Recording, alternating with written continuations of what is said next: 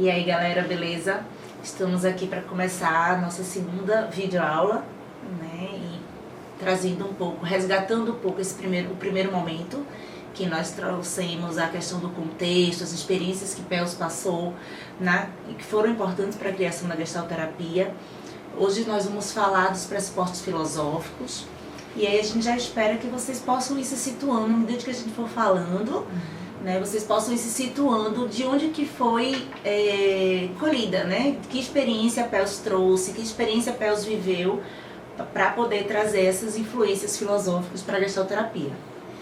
É importante lembrar que, como a gente vai falar dos pressupostos, né, filosóficos, a gente vai falar sobre humanismo, fenomenologia, existencialismo e filosofia ideológica de Martin Buber, de uma forma breve, obviamente, né, como a gente já vem comentando com vocês. O objetivo aqui é que a gente apenas dê uma passada superficialmente no assunto e aprofundar presencialmente, né?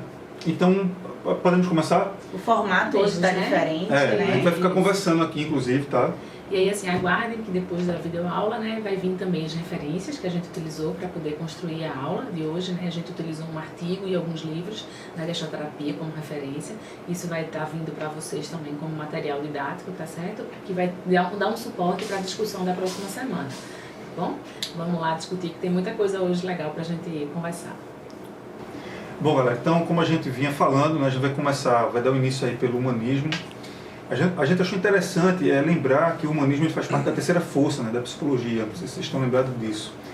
E as ideias, né, quando elas vêm surgindo, elas vão se materializando do ponto de vista de uma concretude da ideia, elas vão fazendo contraposição a algo que já vinha. E quais foram as outras duas forças? Para quem não está lembrado, a gente vai dar uma relembrada. A primeira força tratava muito a questão do inconsciente, né? O homem era produto de algo que ele ainda não se ligava ainda no que era. Então era meio que a questão misterioso, isso, né? Nebuloso, assim, não tinha essa propriedade, né? Clareza do que acontecia, apesar de ser no homem. Isso. Né? Então ele era regido por uma força que ele não tinha consciência dela, né? E aí isso está muito claro no recorte com a psicanálise.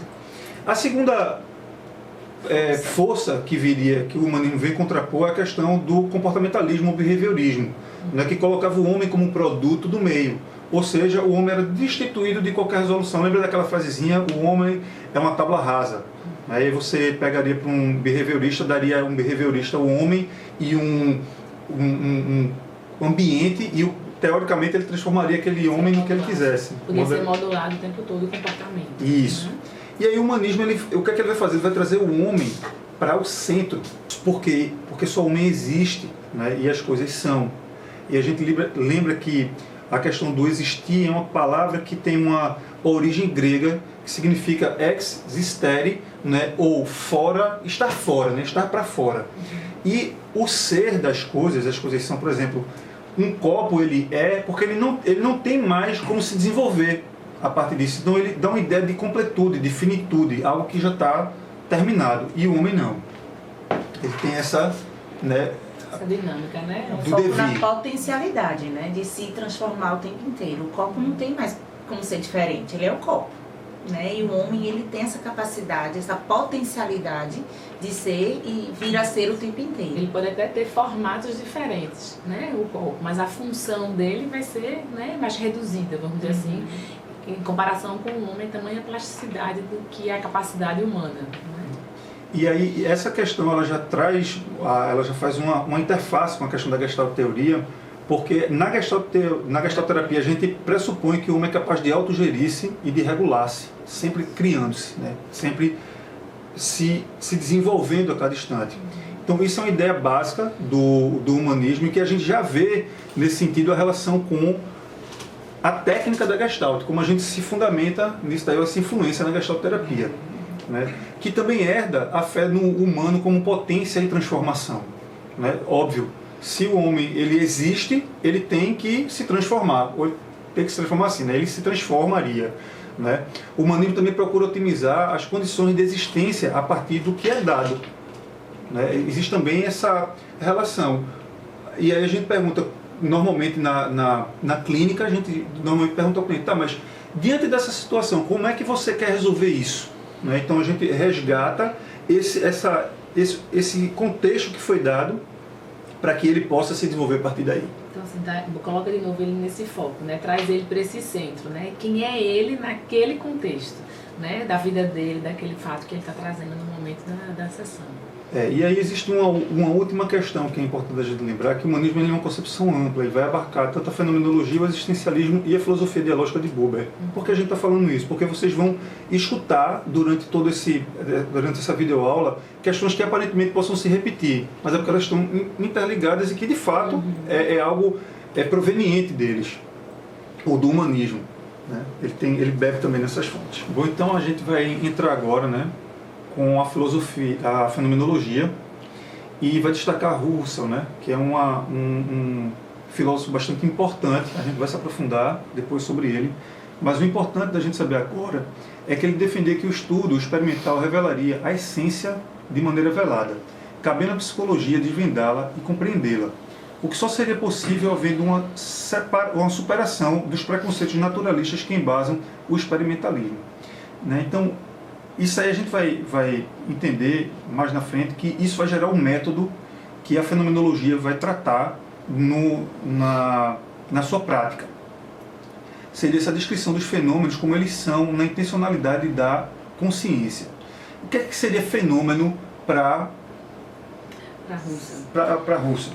Ele coloca aquilo que se oferece à observação pura, né? Então, assim, como é que o que eu vou observar ali, né? Aquela separação, o que acontece, o que emerge naquele momento, né? E aí isso vai se destacar enquanto fenômeno, naquele momento, naquele contexto, certo? E é importante a gente estar atento a essa questão, porque muitas vezes a gente fica procurando identificar fenômeno. E não precisa procurar, a gente só precisa identificar o que está acontecendo. Ele vai acontecer. A gente tem que estar atento para perceber, ter o olhar com uma certa acuidade para perceber que fenômeno é que está surgindo naquele momento. Como, por exemplo, agora, uma possível sensação de frio que eu estou sentindo porque o ar-condicionado está batendo exatamente em mim. Então, esse fenômeno está acontecendo em mim agora, eu me dei conta dele, eu não estava procurando identificar, eu apenas ampliei o meu campo conceitual, perceptual, na verdade, e pude perceber que existe um fenômeno chamado frio que está acontecendo em mim agora. Né? Então, é basicamente isso. Um exemplo seria mais ou menos isso. E é interessante que, assim, para cada observador, né, o fenômeno vai acontecer dessa forma pura, no sentido diferente, de ser né? indiferente, né? Porque cada consciência é diferente, né? Então, só percebo se eu tenho essa consciência, né? E talvez pelo fato de Vivi estar perto de mim, mas não estar muito próximo ao ar-condicionado, esse fenômeno não está acontecendo para ele, para ela. Então, daí a história da relação da consciência e do objeto. Né? Como isso se dá, é aí que a gente vai identificar ou procurar entender, compreender que fenômeno é esse que vai emergir nas nossas relações, e nesse caso com o cliente. Então, a partir disso, a fenomenologia de Husserl, ela passa a ser um estudo puramente descritivo dos fatos. A gente não vai explicar nada, a gente vai descrever. Por isso, a questão do como, né? Porque o como descreve, o porquê explica. Se vocês me perguntassem, Felipe, por que você está sentado aqui? Aí eu poderia dizer, porque a gente chegou na conclusão de que esteticamente ficaria mais interessante eu estar sentado entre as meninas. Se vocês me perguntassem como é para mim estar sentado aqui, eu poderia dizer que é algo confortável, que é algo que eu estou me sentindo bem porque estou na companhia de duas amigas, né? Isso me deixa mais à vontade em estar falando para uma câmera, para um objeto. Né? Então, percebe que uma entra mais no campo de uma explicação e outra na descrição. Não precisa fazer sentido a minha descrição de eu estar sentado aqui. E o que fala mais de você nessas duas formas? É o como, né? Muito mais. Você se coloca, você se implica muito mais nessa forma do como. Você não está dando uma justificativa para alguém, né? Você está tendo uma consciência de você mesmo naquele momento. E é isso que a gente busca muito no processo psicoterápico. Né? Por isso essa insistência, né? Nessa forma como a gente acredita que a gente consegue acessar, né? Ajudar o cliente a acessar ele mesmo, né? Nessa compreensão dele, desse como é que ele está naquele momento, trazendo aquelas questões que ele está trazendo, né? Então, é o método realmente, né? A forma como a gente acredita que é possível esse acesso genuíno, né? Sobre as minhas questões, sobre as questões dele. E como para a fenomenologia esse objeto só passa a se constituir como tal, quando ele é reconhecido pela consciência, surge um método, não é, que o Husserl vai colocar, vai trazer como sendo a redução fenomenológica. O que seria essa redução? Que método seria esse? Já que a gente tem que compreender o objeto a partir da consciência, e cada consciência, aqui nós temos 3 consciências diferentes, para descrever o mesmo objeto. Se eu for descrever esse objeto a partir dos meus a priori e dos meus preconceitos, eu vou estar interferindo na descrição desse objeto. Por isso que para a redução fenomenológica eu vou precisar me sair um pouco, ou suspender esses a priori, todos esses paradigmas, ideologias que eu tenho, para poder descrever ou compreender a descrição desse objeto. Senão ele vai estar aqui permeado de algo, de minhas experiências, de minhas vivências, se eu for tentar fazê-lo sem essa redução, sem suspender temporariamente, né, esses valores, crenças, ideologias, paradigmas com os quais cada um de nós convive, e poder descrever isso de uma forma para tentar entender ou perceber a sua essência, ou perceber a essência da coisa. E a gente pensando nesse exemplo do copo, né, que o Felipe está trazendo, se eu for adjetivar ele, né, aí eu vou colocar ele com os meus conceitos, né? Então, a partir do momento que eu descrevo a matéria do que eu estou observando realmente, né? Então, que é um copo que contém água, que tem uma quantidade de água, eu estou descrevendo. Mas se eu digo que é um copo vermelho, que eu gosto muito dessa cor, que é muito bonito, né? A forma como ele está, aí eu já estou indo, né? Eu estou invadindo, né? Esse lugar. Se colocando. Isso, exatamente. Eu estou me projetando, de certa forma, nesse copo, né? A partir dos meus conceitos, certo? Então, de maneira bem superficial, né, como é o objetivo desse encontro aqui da gente, a fenomenologia vai tratar basicamente disso. A gente precisa entender, e por isso a importância da gente entender tudo numa clínica, a gente precisa perceber qual é a intenção daquela consciência. Se um cliente liga para mim e pergunta uma coisa, ou se no meio de um atendimento ele faz tal coisa, ou faz uma pergunta, qual é a intenção dele em relação àquilo ali? Né? Porque o objeto da pergunta dele, que sou eu, vai fazer um sentido a partir dessa intenção que ele vai ter acerca dessa pergunta que ele está me fazendo. Então, isso é uma questão. E um outro ponto importante que a gente pode ficar como resumo disso daí é a gente entender o método, que é essa redução fenomenológica, a gente suspender esses a priori, esses paradigmas, preconceito, blá blá blá, para que a gente possa descrever o fenômeno que está acontecendo sem a gente se implicar nele. E aí a questão do método descritivo, ser a caracterização da gestalterapia também, né? Algo que é a influência da fenomenologia que a gente pode trazer para a nossa prática. E aí só, né, completando ainda essa questão dessa suspensão, né, que a gente fala que é necessária. Não é uma suspensão no sentido da gente se distanciar sem se perceber. Pelo contrário, né? É que a gente precisa ter uma percepção muito aguçada da gente mesmo para poder fazer essa separação do que é meu e do que é do outro. Né? Então, dá a importância de você estar fazendo seu processo psicoterápico, né? De você estar fazendo sua supervisão, para poder você ter essa consciência do que é meu ali e do que é do cliente. Né? Essa suspensão é eu me colocar no meu lugar, eu olhar o que é meu, como é que eu olho para esse copo, o que é que ele reflete em mim e o que o cliente vai estar trazendo que é dele. Né? Então, é esse olhar que a gente precisa desenvolver e treinar, né? Porque assim, não é algo que vem naturalmente logo, a gente vai precisando estar sempre atento, sempre, né? Isso nunca cessa, né? Por isso que a gente precisa estar se atualizando, né? Enquanto instrumentos de trabalho, né? Nós somos a nossa própria ferramenta, a gente está bem atento a isso, certo? Bom, galera, então a gente vai continuar, né, falando sobre a questão do existencialismo. Antes disso, deixa eu pegar um texto que eu estava procurando aqui uns dias atrás, me lembrei que estava aqui. A gente vai deixar esse texto depois com vocês aqui, mas é só para a gente lembrar uma coisa, né? Essa Beatriz Furtado Lima, o texto é alguns apontamentos sobre as origens das psicoterapias fenomenológicas existenciais. É bem interessante. Nesse texto ela vai sugerir que Sartre foi um dos grandes influenciadores, né? Um dos grandes representantes. Eu acho que em Quian também, né? Principal, Quian também. Eu acho que na verdade em Quian, o livro de Quian, a gente vai deixar essa biografia para vocês depois. Esse livro aqui, pronto. Aqui é a Gestaltenese. Nesse livro, Quian vai falar que Sartre é o principal representante, né, do existencialismo. E por isso a gente escolheu ele para estar tratando de alguns conceitos que vão também fazer com que a gente faça relação com a questão da clínica na gestalterapia, né? Então, Aí vai começar pela célebre frase dele, né, de que a existência precede a essência. Se vocês já ouviram ou lembram disso. E o que é que significa isso, né? Tem tudo a ver com o que Russell falava de que só o homem existe, né?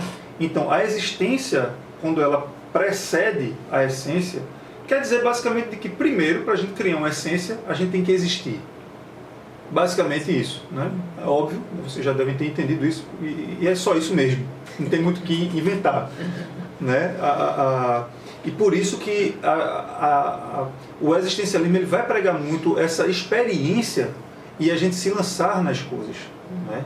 Experienciar, porque só a partir disso é que a gente vai tornando a essência, se tornando ou burilando a essência. Ao contrário de um copo, a essência do copo ele precede a existência, porque esse copo primeiro existiu na cabeça de alguém, alguém pensou na essência do copo antes dele existir.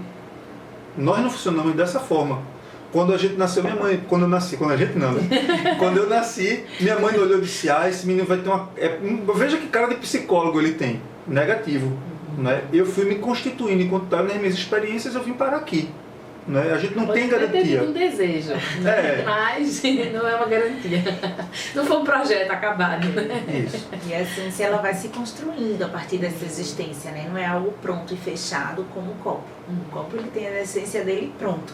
Né? No humano não, a primeira a gente existe e ela vai se constituindo e modificando a partir dessas experiências. A percepção do homem, né, como um ser no mundo já está nessa relação, né? É o tempo todo nessa interação, né? Não existe só uma coisa ou só outra, né? É esse conjunto, é essa relação, é essa construção que vai formando, vamos dizer assim, essa existência, essa forma de ser e estar no mundo, né? E aí vai ficar uma provocação, né? Será que a gente pode dizer que a nossa essência, por exemplo, que hoje eu tenho uma essência, qual é a essência de Viviane?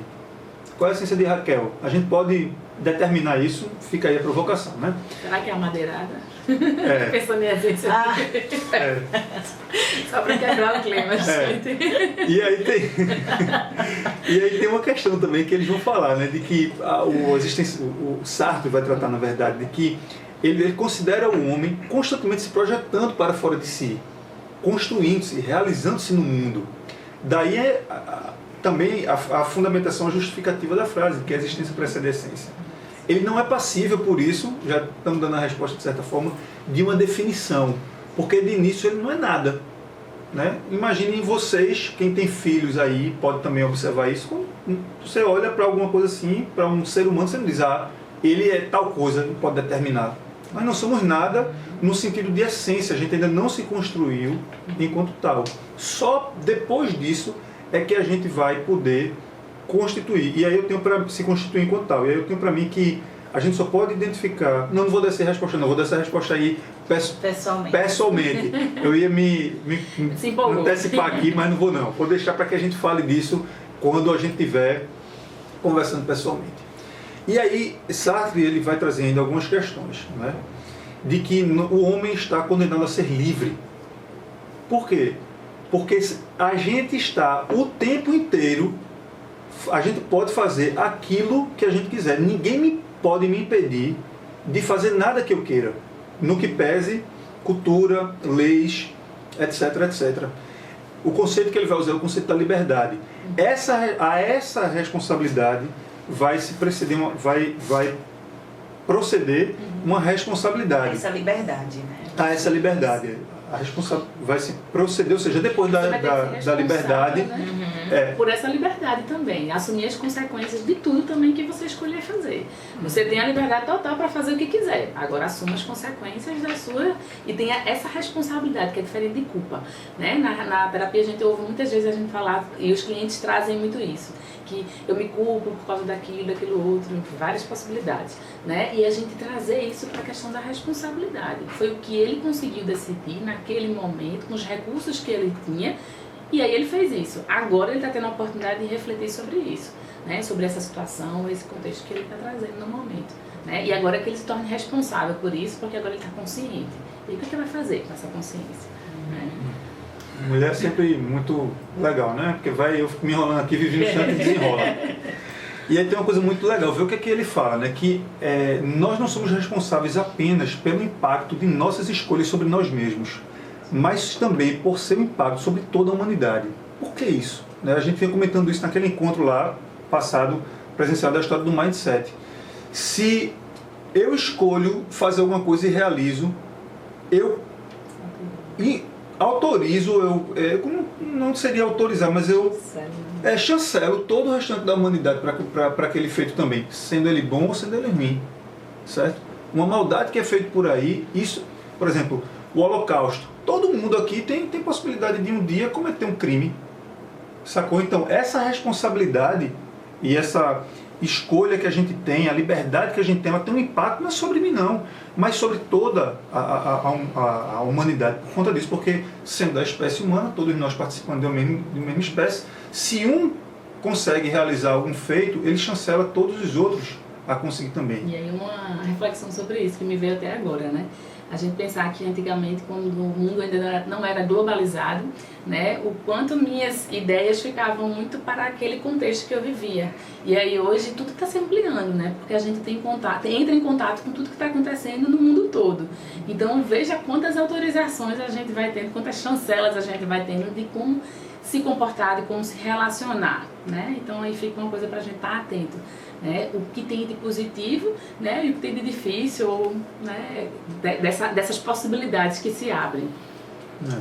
E pelo fato de nós termos uma liberdade, temos essa condenação a ser livres, mas que isso pressupõe uma responsabilidade, isso nos causaria uma angústia. A angústia da liberdade é a angústia de optar, de fazer escolhas. Né? Isso é que é angustiante. Faço ou não faço, vou ou não vou, mudo de emprego ou não mudo, faço determinado ato ou não faço determinado ato. Isso é muito difícil, porque eu tenho liberdade e isso torna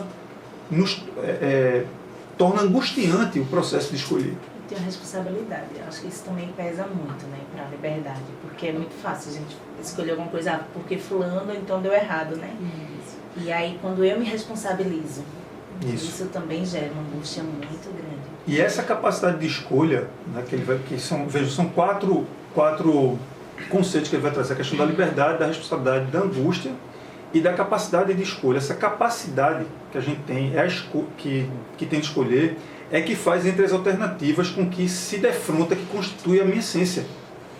Essa capacidade que eu tenho de escolher, diante dessas possibilidades que são apresentadas para mim, é o que me torna aquilo que eu sou, ou seja, que vai construindo a minha essência.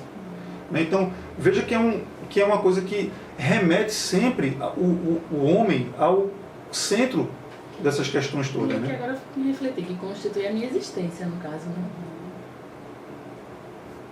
Explica aí, desenvolve. Eu fiquei refletindo sobre essa questão, se a gente, né, pensando que a gente não tem uma essência pura, isso vai constituir essa minha possibilidade de existir. Sim. Né? De ter essa liberdade, de ter essa responsabilidade, passar por essa angústia, de poder ser responsável e ter esse livre-arbítrio, vamos dizer assim, né? Essa capacidade que eu tenho de escolher, isso vai constituir essa minha forma de existir no mundo, né? E que vai se construindo dentro dessas possibilidades de várias essências, de repente, que a gente possa ter. Claro, a minha essência de ontem é diferente da de hoje, sim, porque eu tive uma experiência de hoje, do dia. Outras, né? E aí, vamos para alguns tópicos bem específicos. A partir disso, o homem se constitui a partir do que vive, né? Óbvio. Se eu não vivo determinada coisa, eu não me constituo a partir do que eu não vivi. Né? Ele vai atuar também na relação que estabelece com o mundo, de forma a exercer seu arbítrio. Né? Então, eu posso, a partir da minha relação, da forma como eu me relaciono, e aí, atenção na palavra forma, né? A maneira pela qual eu vou me relacionar com o mundo é que vai também constituir, ou vai ajudar a constituir essa minha essência. Né? E aí, é responsável também por sua vida e por suas escolhas, óbvio, também, né? Se eu vou me fazer a partir das experiências e a partir das minhas vivências, eu vou ser responsável por isso. Eu não tenho como responsabilizar Raquel e Viviane por uma escolha que eu fiz, ainda que essas escolhas tenham sido feitas por causa delas. Eu não posso responsabilizá-las. A responsabilidade é minha, eu não tenho arbítrio eu não tenho a possibilidade, a capacidade da escolha. Então, ora, se eu tenho a capacidade de escolher, eu preciso me responsabilizar por isso. E aí fica a dica, né, do que é que a gente está fazendo em relação a gente e em relação aos outros, no sentido da vida. Né? Eu estou vivendo a minha vida a partir de quem? A partir do quê? A partir de que ideia? A partir de que contexto? Porque eu não vou poder responsabilizar o governo, por exemplo. Né? Eu não vou poder responsabilizar meu pai, minha mãe, nada nem a ninguém. Né? A não ser mim mesmo. Eu queria até resgatar aquela frase também de Sartre, né? Que aí não importa o que fizeram comigo, mas o que eu fiz do que fizeram comigo. Né? Então pode até ser alguém ter feito algo, mas daí o que você vai fazer com isso, que é a tua responsabilidade. Na relação mesmo familiar, né? Que a gente vem recebendo várias informações de como é que se deve ser no mundo, de como é que se deve estar. A criança, por si só, a gente sabe. Os mindsets, né? Isso. Que vamos criando. E a criança, desde que nasce, já tem a possibilidade da escolha, tá?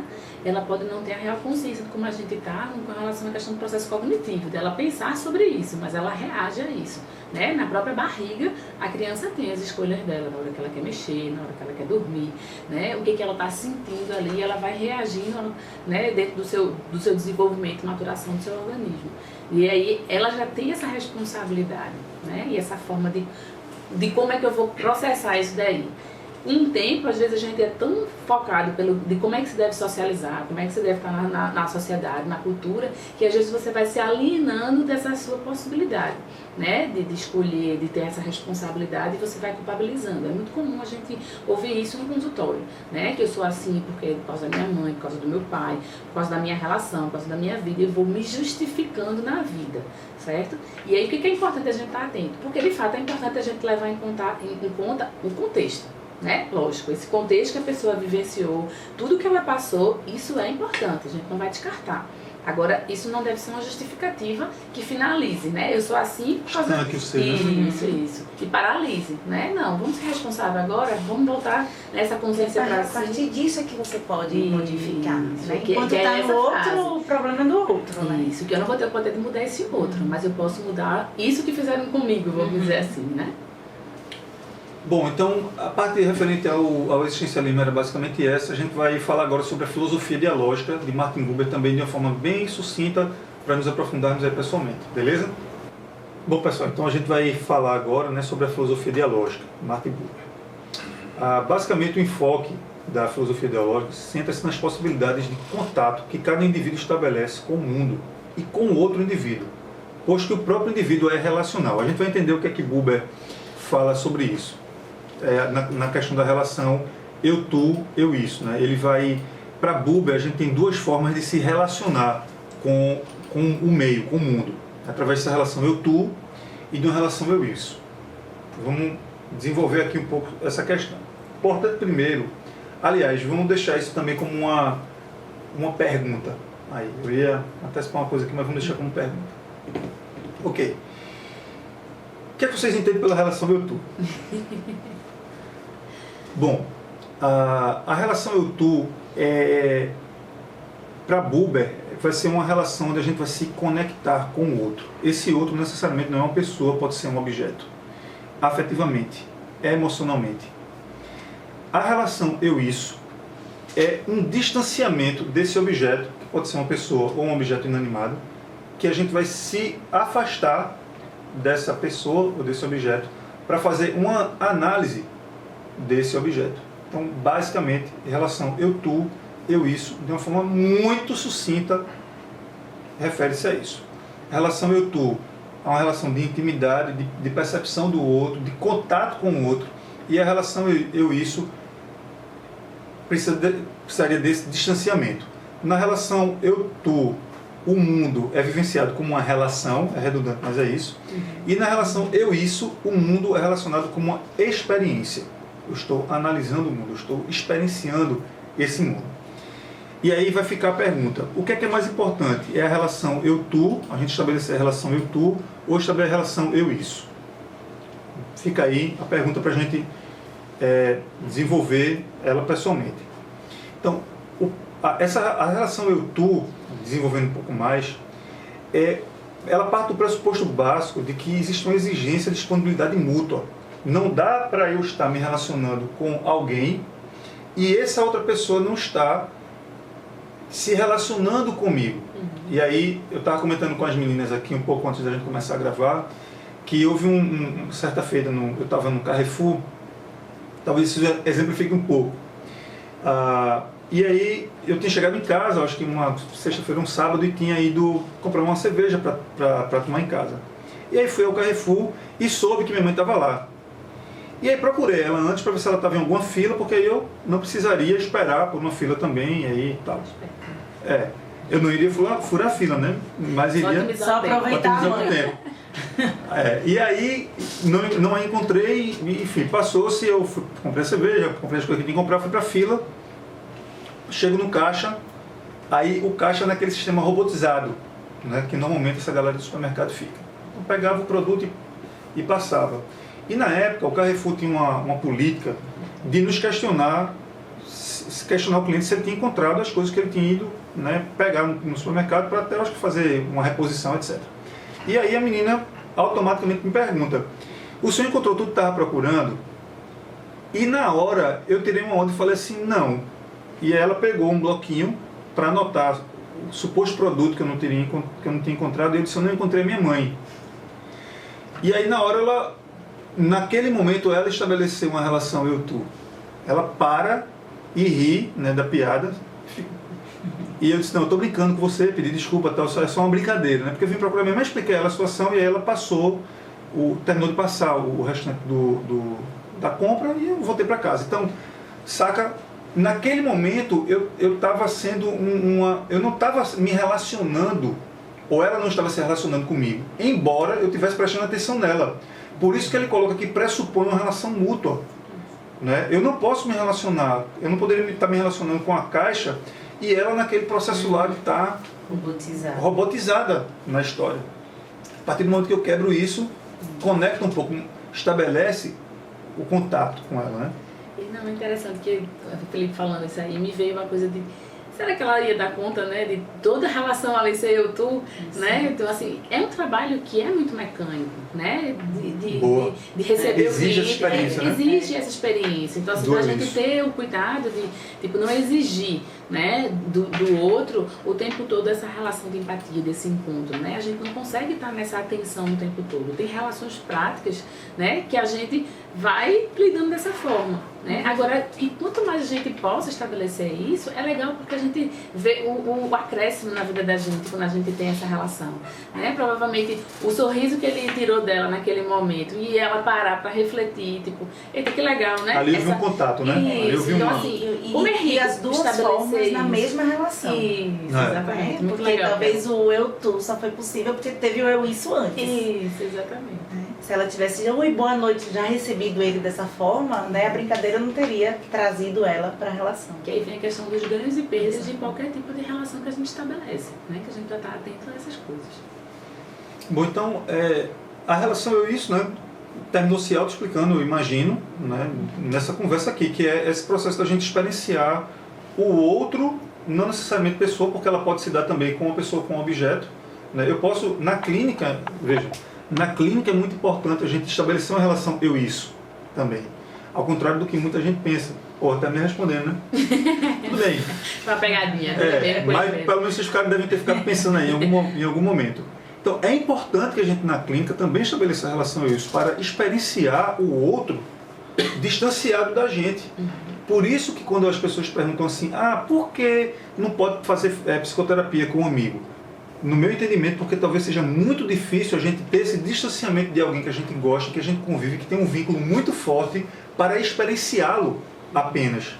Entende? Então, no meu ponto de vista, a dificuldade se dá por conta disso, né? Então, a relação eu-tu é importante na clínica? É bastante importante.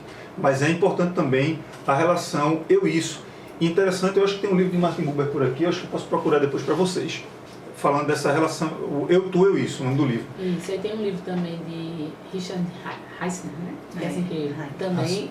Heisner, ok. Não é Heineken a cerveja não, tá? Não é Heineken. Não é Heineken.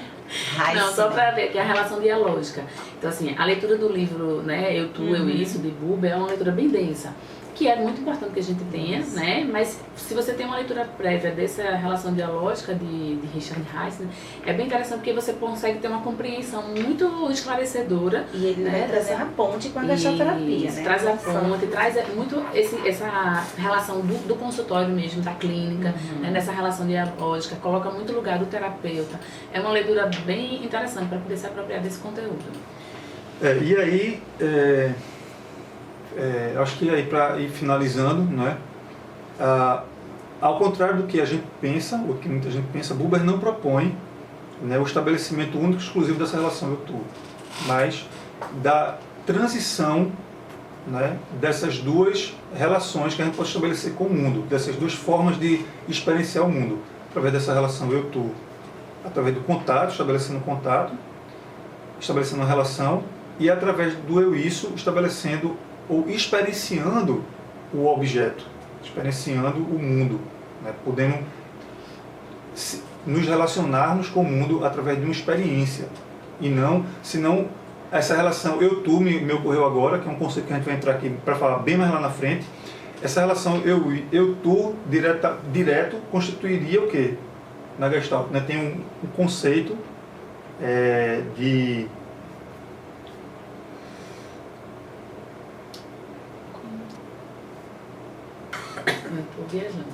Confluência, o quê?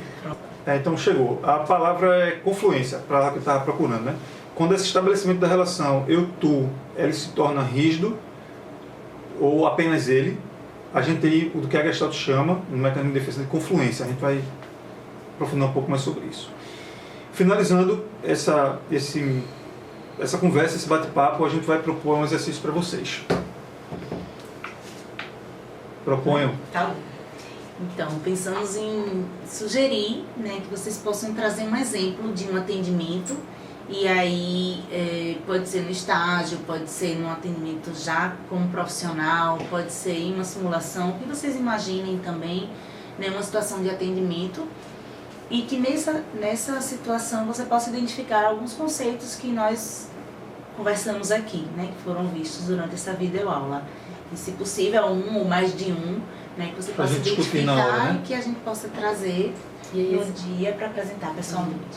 E assim, esses conceitos, não necessariamente vocês tenham que ter aplicado, certo? Tipo assim, vocês não precisam ter feito aquela intervenção que vocês já visualizem isso que a gente abordou aqui, né? Tem algumas pessoas que estão fazendo parte do grupo que não tiveram uma formação em Gestalt na graduação, né? E aí é interessante perceber, a partir do que foi visto hoje, eu vou me lembrar de um atendimento e vou pensar assim, eita, como é que eu poderia ter feito? Né? A partir daquela fala, onde é que eu localizo isso? Né? Que tipo de intervenção eu poderia ter feito naquele momento?